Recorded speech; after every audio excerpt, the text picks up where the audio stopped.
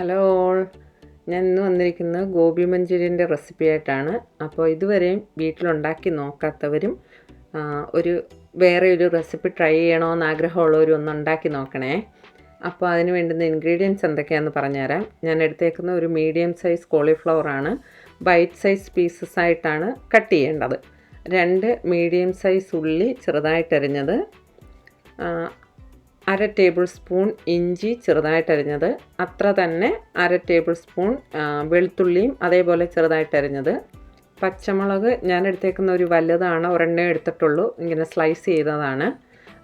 എരി വേണ്ടവർ കൂടുതലെടുത്തോ. ഒരു മീഡിയം സൈസ് ബെൽ പെപ്പറാണ് ഞാൻ എടുത്തേക്കുന്നത്, അത് ചെറുതായിട്ട് നീളത്തിലരിഞ്ഞത്, 1/2 cup green onions, 2 tablespoon Kashmiri chilli powder, 1 tablespoon കുരുമുളക് പൊടി, 6 tablespoon cornflour, 3 tablespoon മൈദ,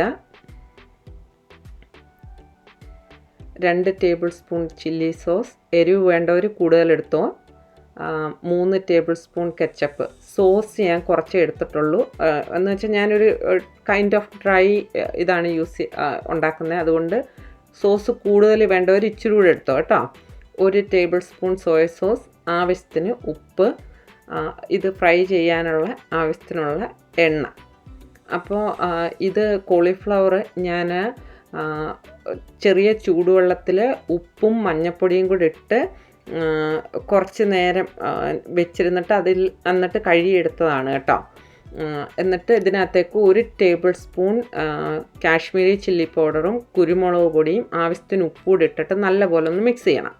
അത് കഴിഞ്ഞിട്ട് കോൺഫ്ലവർ അല്ലായിരുന്നോ, അതിട്ടൊന്ന് മിക്സ് ചെയ്യണം. അതും കഴിഞ്ഞിട്ട് മൈദ ഇട്ട് മിക്സ് ചെയ്യണം. വെള്ളം ഏറ്റവും അവസാനമേ ഒഴിക്കത്തുള്ളൂ. ഞാൻ ചെയ്യുന്ന അങ്ങനെയാണ്, ഒരുപാട് ബാറ്റർ ആക്കത്തില്ല, ഇങ്ങനെ വെള്ളം പോലെ ഇങ്ങനെ ആക്കില്ല ഞാൻ. എന്നിട്ട് ഒരു 5-6 ടേബിൾ സ്പൂൺ വെള്ളം ഇങ്ങനെ ഇച്ചിരി ഇച്ചിരിയായിട്ട് ഒഴിച്ചിട്ട് മിക്സ് ചെയ്യണം. എന്നിട്ട് ഇതുപോലെ ആയിരിക്കും, ഒരുപാട് ഇങ്ങനെ വെള്ളം പോലെ ബാറ്റർ കിടക്കത്തില്ല.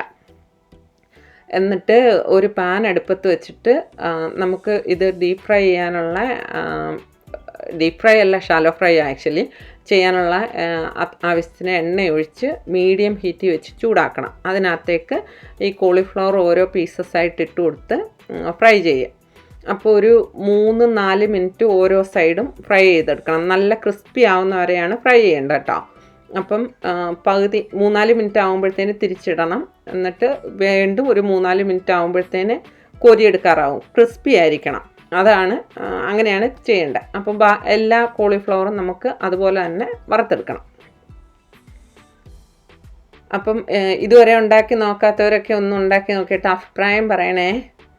ഇതാണ്ട് ഞാൻ ഇതെല്ലാം ഫ്രൈ ചെയ്തിട്ടുണ്ട്, നല്ല ക്രിസ്പി ആയിട്ടിരിക്കുക. ഇപ്പം തന്നെ നമുക്ക് കഴിക്കാൻ പറ്റുന്ന അതേപോലെ ഇരിക്കുവാണ്, നല്ല ടേസ്റ്റാണ് ഇപ്പം ഫ്രൈ ചെയ്തിരിക്കുന്നത് തന്നെ തിന്നാനായിട്ട്. നമ്മൾ ഇത് ഫ്രൈ ചെയ്തതിൻ്റെ ബാക്കി എണ്ണ ഇരിപ്പില്ലേ, അതിനകത്തുനിന്ന് ഒരു 2-3 ടേബിൾ സ്പൂൺ എണ്ണ എടുത്തിട്ട് അതിനകത്തേക്ക് ഞാൻ പാൻ മാറ്റി, ഒരു ഇച്ചിരി കൂടെ ഡീപ്പായിട്ടുള്ള ഒരു പാനിനകത്താണ് ഉണ്ടാക്കുന്നത് കേട്ടോ. മീഡിയം ഹീറ്റിലാണ് ഇത് വെച്ചേക്കുന്നത്. എന്നിട്ട് ഈ ഇഞ്ചിയും വെളുത്തുള്ളിയും ഇട്ട് കൊടുക്കണം. എന്നിട്ട് അതൊരു ലൈറ്റ് ബ്രൗൺ ആകുമ്പോഴത്തേന് അതിനകത്തേക്ക് നമ്മൾ അരിഞ്ഞു വെച്ചിരുന്ന ഉള്ളിയില്ലേ, അതെടുത്തൊന്ന് വഴറ്റിയാൽ മതി. ജസ്റ്റ് ഈ ബ്രൗൺ കളറൊന്നും ആകണ്ട കേട്ടോ. എന്നിട്ട് അതിനകത്തേക്ക് നമ്മൾ അരിഞ്ഞു വെച്ചിരിക്കുന്ന പച്ചമുളക് ഇല്ലായിരുന്നു, പച്ചമുളകും ബെൽ പെപ്പറും കൂടെ ഇട്ട് ജസ്റ്റ് ഒരു 2 മിനിറ്റ് ഒന്ന് വഴറ്റി കൊടുക്കണം.